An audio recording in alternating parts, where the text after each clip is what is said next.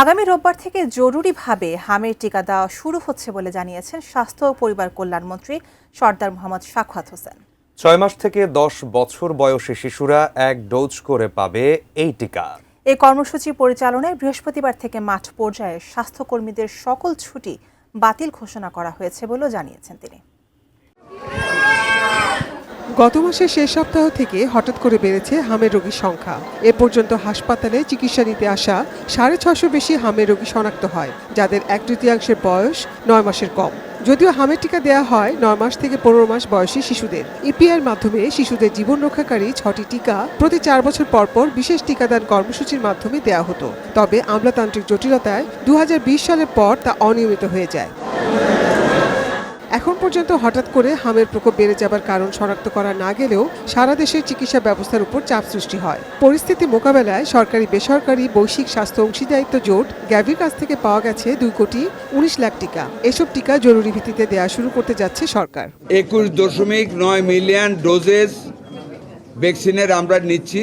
Debbie থেকে রবিবার থেকে আমরা ফিল্ড লেভেলে ভ্যাকসিন পুশ করা ইনশাল্লাহ শুরু করব। ফিল্ড লেভেলে যারা এই কাজটা করে তাদের ছুটি বাতিল করা হয়েছে।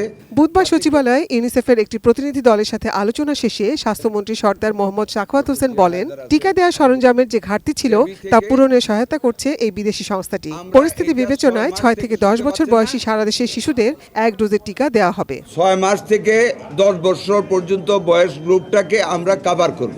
আমরা গ্যাবি থেকে এটা ধার নিচ্ছি, আমরা ওদেরকে রিপ্লেনিশ করব। সরকারি হিসেবে হাম বা হাম সংশ্লিষ্ট কারণে অন্তত 40 জন শিশুর মৃত্যুর খবর পাওয়া গেছে। তবে পরীক্ষা নিরীক্ষার মাধ্যমে নিশ্চিত হওয়া গেছে শুধু হামের কারণে মারা গেছে 15 জন শিশু। জনসাধারণকে আতঙ্কগ্রস্ত না হয়ে সচেতন হবার অনুরোধ জানান স্বাস্থ্য সচিব। ল্যাবের মাধ্যমে কনফার্ম হয়েছে আমাদের সবাই কিন্তু মিজেলসের না, এই হসপিটালে যে আসছেন নিউমোনিয়া নিয়ে সবাই কিন্তু মিজেলস না। এইটা একটু আপনারা এই জিনিসটা ক্লিয়ার করবেন যে এটা আতঙ্কের কিছু।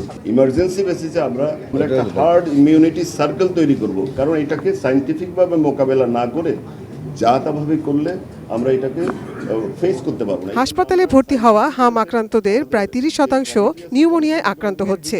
এই সংকট উত্তরণে আইসিডিডিআরবি উদ্ভাবিত বাবল সিপ্যাপ ব্যবহারের উপর গুরুত্ব দেন স্বাস্থ্যমন্ত্রী।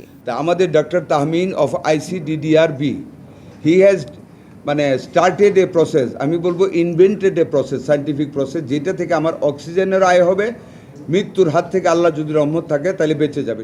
Nazia Afrin, ATN news, Dhaka.